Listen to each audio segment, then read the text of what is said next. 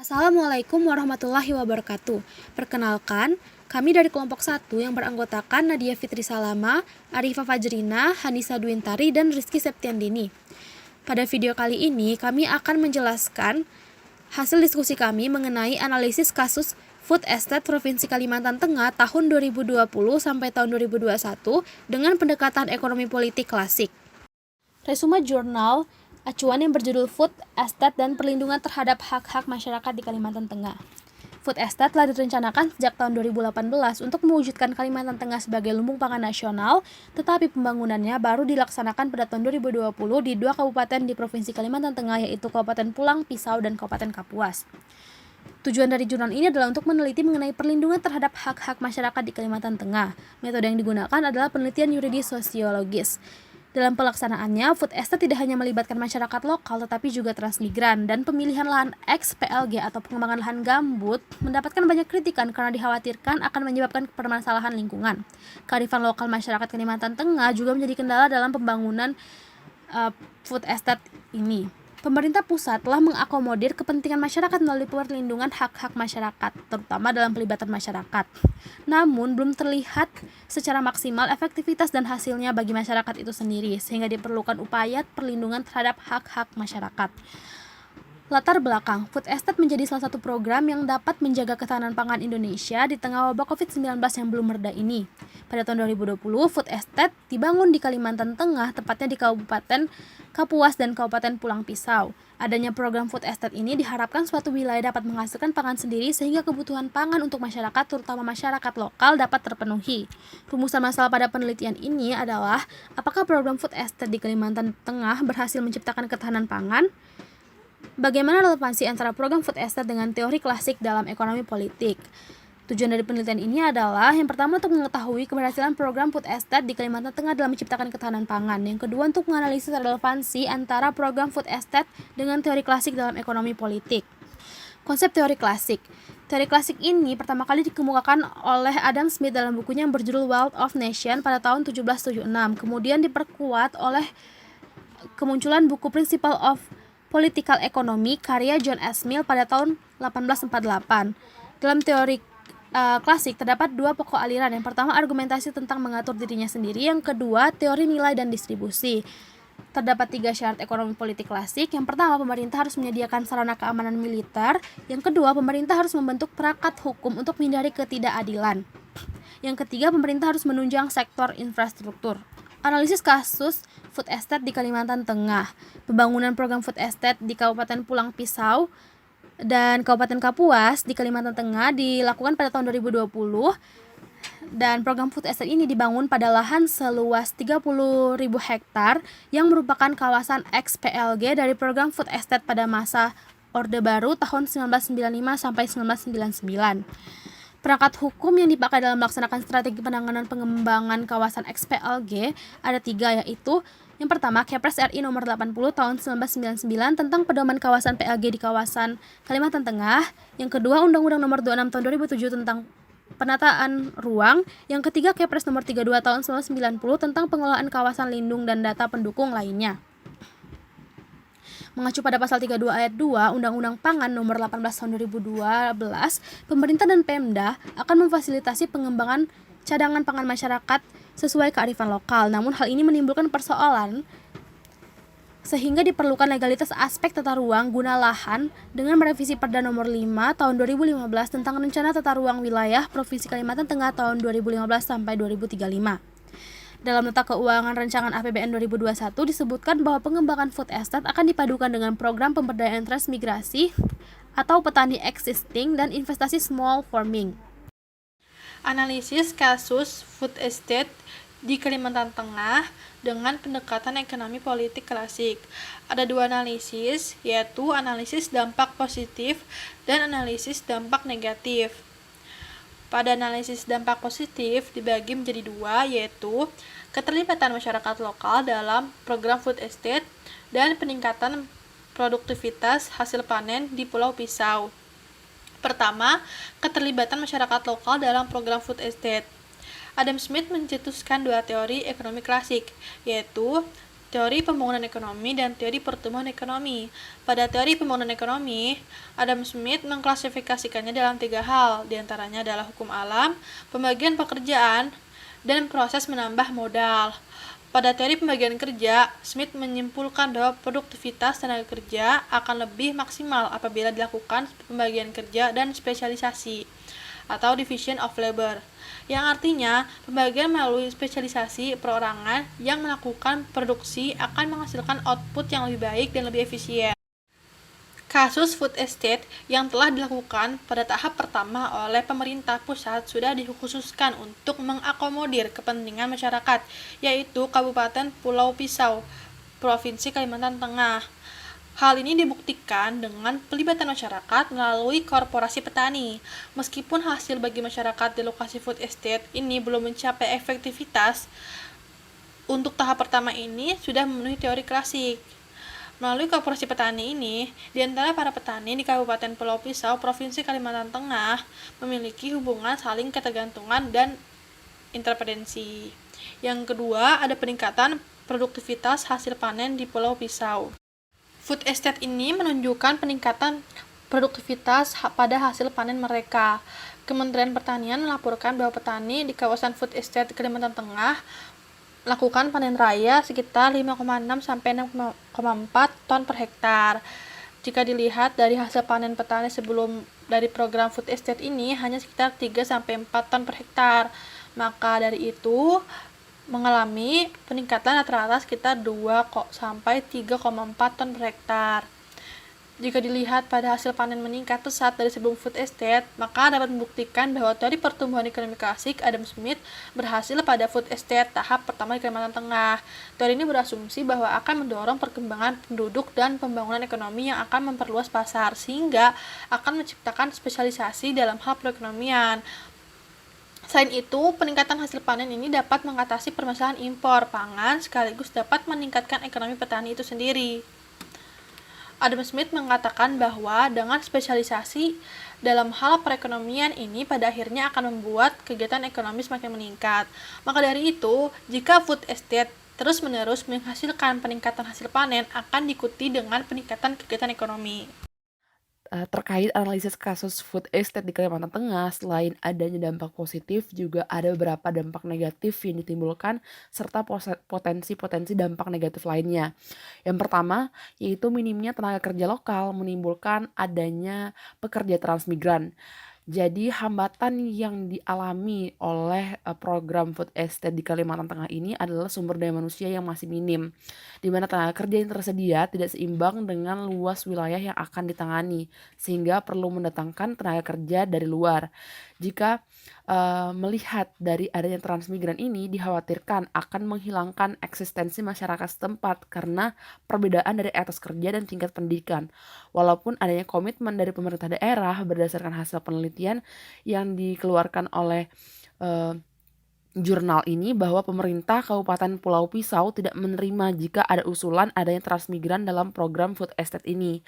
Dan dilihat dari data bahwa komposisi transmigran di kawasan X pengembangan lahan gambut atau PLG pada saat ini yaitu 40% berasal dari luar Kalimantan Tengah dan 60% transmigran itu berasal dari transmigran lokal gitu.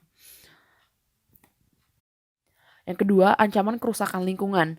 Pembukaan lahan baru yang dilakukan pada proyek pengembangan lahan gambut atau PLG 1 juta hektar Kalimantan Tengah pada tahun 1995 sampai 1999 untuk menjalankan swasembada pangan mengakibatkan banyak permasalahan lingkungan.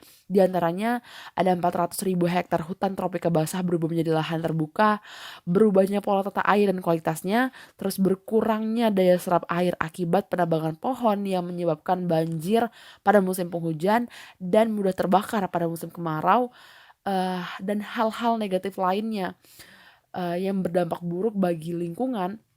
Hal ini menyebabkan pemilihan food estate pada X pengembangan lahan gambut di Kalimantan Tengah itu mendapatkan banyak kritikan dari masyarakat karena dikhawatirkan akan mengulangi masa kelam permasalahan lingkungan yang dampak negatifnya itu masih dirasakan hingga saat ini.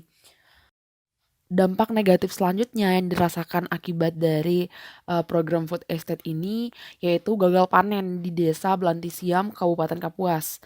Jika sebelumnya disebutkan bahwa ada panen raya di Kabupaten Pulau Pisau, maka di sisi lain pada awal tahun 2021 terjadi gagal panen di Desa Belantisiam, di mana pemerintah mendorong untuk meningkatkan produktivitas pertanian dengan mengubah pola tanam dari 2 kali menjadi 3 kali tanam dalam setahun dan mengubah masa tanam yang tidak sejalan dengan tradisi dan pengetahuan masyarakat yang pada akhirnya membuat petani merugi. Di mana hampir 90% petani tidak mendapatkan hasil panen yang memuaskan. Dari 1.000 hektar, petani di Desa Belantisia misalnya hanya mendapatkan 1,5 ton gabah per hektar. Dampak selanjutnya yaitu turunnya pendapatan masyarakat. Pembukaan lahan dalam bentuk program baik itu XPLG dan berbagai program lainnya, maka dampak sosial bagi masyarakat lokal yaitu hilangnya sumber pendapatan dari hasil hutan seperti rotan, karet, berbagai jenis tanaman obat, satwa buruan, serta purun, yaitu sejenis tanaman yang digunakan untuk membuat tikar, serta berkurangnya lahan perikanan dan menurunnya hasil tangkap ikan. Kondisi ini mengakibatkan turunnya pendapatan masyarakat lokal di sekitar proyek PLG secara drastis dan meningkatnya kemiskinan. Dampak negatif yang terakhir yaitu food estate bukan untuk keuntungan rakyat. Yang harus dijawab adalah untuk kepentingan siapa suatu proyek pembangunan dilakukan dan siapa sebenarnya yang diuntungkan dari proses tersebut. Jika kita berkaca pada narasi pembangunan selama ini, termasuk pada proyek food estate di berbagai daerah, sesungguhnya bukanlah diperuntukkan bagi kepentingan rakyat dan pemenuhan pangan rakyat. Teranglah bahwa yang diuntungkan dari proyek ini bukanlah petani atau peladang ataupun para transmigran yang ada di Kabupaten Pulau Pisau atau Kabupaten Kapuas, melainkan para swasta yang memegang industri pangan dan para elit ekonomi serta politik yang berada dalam lingkar rente proyek yang mengatasnamakan ketahanan pangan ini. Selanjutnya akan dijelaskan terkait relevansi program food estate dengan teori ekonomi politik klasik. Situasi krisis akibat pandemi COVID-19 mendorong pemerintah Indonesia untuk mencanangkan strategi food estate atau program lumbung pangan nasional. Food estate diharapkan dapat mendorong industrialisasi pangan dengan diterapkannya sistem korporasi petani. Korporasi petani menjadi prioritas agar petani dapat menguasai bisnis pertanian dari hulu ke hilir dan bertumbuh pada profit oriented. Pangan sekarang bukanlah lagi dilihat sebagai sebuah hak asasi manusia, namun sebagai komoditas pasar. Sehingga meskipun ketersediaan pangan yang melimpah, namun kelaparan dan gizi buruk masih mewarnai wajah dunia karena masyarakat miskin yang tak mampu membeli pangan yang harganya ditentukan oleh pasar pangan global.